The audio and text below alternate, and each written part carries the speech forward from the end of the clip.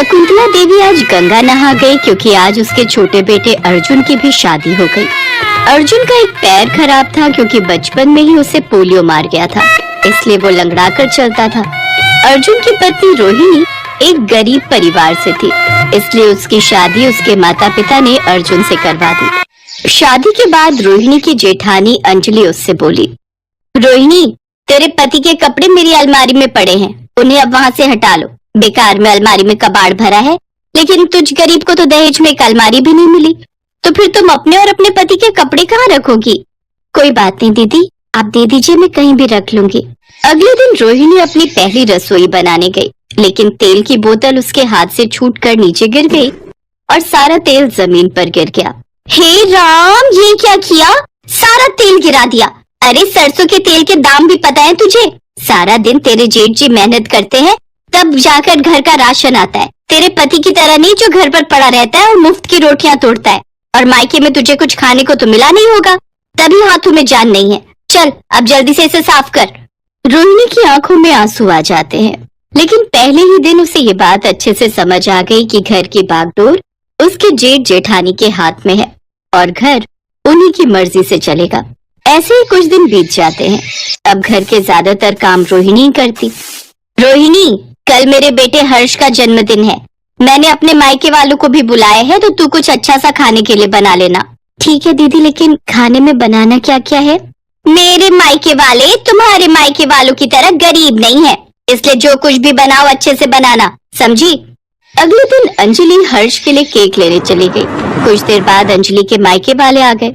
रोहिणी ने सबके लिए समोसे, पकौड़े, चाउमीन और साथ में टमाटर का डोसा बनाकर तैयार कर लिया। उसने एक बार अपने मायके में टमाटर का डोसा बनाया हुआ था, जो सबको बहुत पसंद आया था। केक काटने के बाद उसने सबको वो सब खाने को परोसा, जिसे खाते ही अंजलि के भाई ने उससे कहा, वाह दीदी, क्या स्वादिष्ट व्यंजन है, और खासकर ये टमाटर का डोसा, ये तो लाजवाब है। पहली बार खाया है मैंने, लेकिन इसका स्वाद तो माइंड ब्लोइंग है। वैसे कौन से हलवाई से बनवाए हैं? बड़े ही गजब का स्वाद है तुम्हारे हलवाई में। अरे ये सब तो इस रोहिणी ने बनाया है। खैर चलो, ये भी अच्छा ही है, दोनों पति पत्नी में से तो कोई तो काम का निकला। आखिर कब तक ये लोग हमारे टुकड़ों पर पलेंगे? अर्जुन तो अपाहिज है, वो सारी उम्र बैठ कर ही खाएगा, इसलिए रोहिणी ही टमाटर का डोसा बनाकर बेच लाया करेगी। अपने मायके वालों के सामने अपनी देवरानी का मजाक बनाकर अंजलि हंसने लगी, लेकिन ये सुनकर रोहिणी की आंखों में आंसू आ गए। वो अपने कमरे में जाकर रोने लगी। क्या हुआ रोहिणी? आज मुझे इस घर में आए हुए 7 महीने हो गए। जेठानी जी हमेशा मुझे जेठ जी के कमाने का ताना देती रहती है। आज उन्होंने अपने मायके वालों के सामने हमारी बेइज्जती कर दी। ये सुनकर अर्जुन गुस्से में आ जाता है और अंजलि से जाकर कहता है, भाभी, अब क्यों रोहिणी को सबके सामने सुनाती रहती हो? देखा आप लोगों ने कैसे कमरे में जाकर इसने अपने पति के कान भर दिए। अरे एक तो सारा खर्चा हम करें, ऊपर से इनकी बातें भी सुने। अब तो मुझे इस घर में रहना ही नहीं है। मेरे मायके वालों के सामने इतना तमाशा बनाया, ये अपाहिज मुझसे ऊंची आवाज में बात करेगा। सुनो जी, चलो यहाँ से, मुझे नहीं रहना। बड़ी बहू, क्यों बात का बतंगड़ बना रही हो? छोड़ना ये सब बातें। हाँ हाँ, आप भी हमें सुनाओ। चल बेटा हर्ष, हम नहीं रहेंगे यहाँ।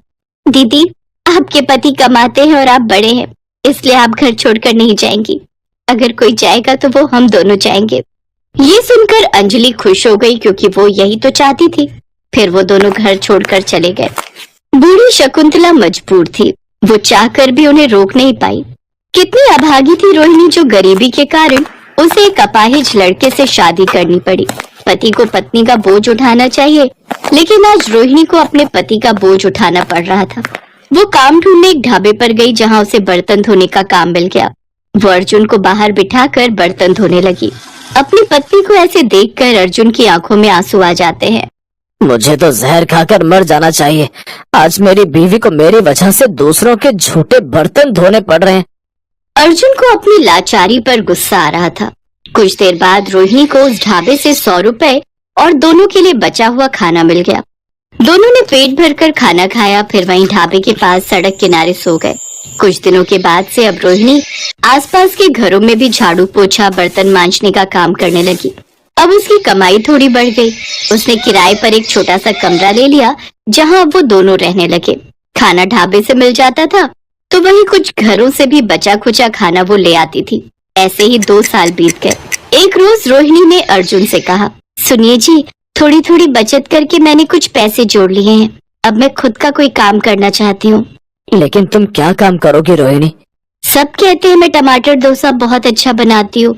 सोच रही हूँ उसी का ठेला लगा लूं। वैसे भी कुछ अलग है तो लोग खाने जरूर आएंगे।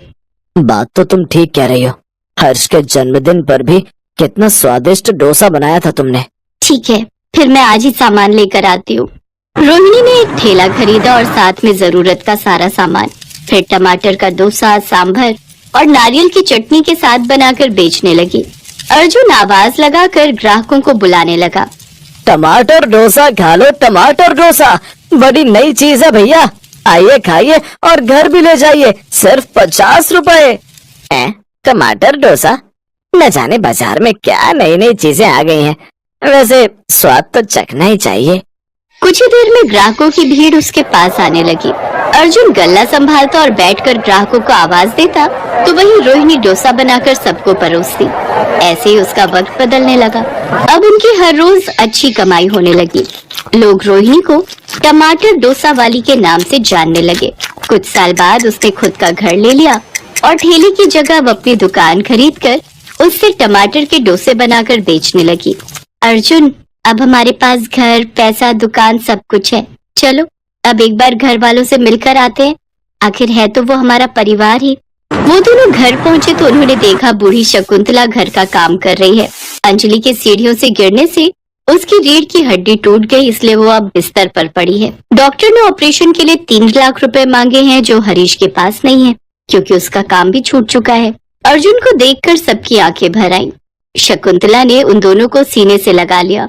फिर अंजलि बोली, रोहिणी, बहुत देर कर दी तुम दोनों ने आने में। कहाँ कहाँ नहीं ढूंढा तुम्हें, लेकिन तुम्हारा कहीं पता नहीं चला। लेकिन दीदी, ये सब हुआ कैसे? बस यूं समझ लो तुम्हारा दिल दुखाने की सजा मिली है। अब तुम मुझे माफ कर दो ताकि दिल पर बोझ लेकर न मर जाओ। ऐसा मत बोलो दीदी, हमें पहले ये सब पता होता तो हम जल्दी ही यहाँ आ जाते। रोहिणी ने अंजलि का ऑपरेशन करवाया जिससे वो पूरी तरह ठीक हो गई। इसके बाद रोहिणी का जेठ भी उसकी दुकान में उनकी मदद करने लगा। इस तरह गरीब बहू टमाटर डोसे वाली ने अमीरी का घमंड तोड़ ही दिया। अब सभी लोग रोहिणी और अर्जुन को खूब प्यार करने लगे।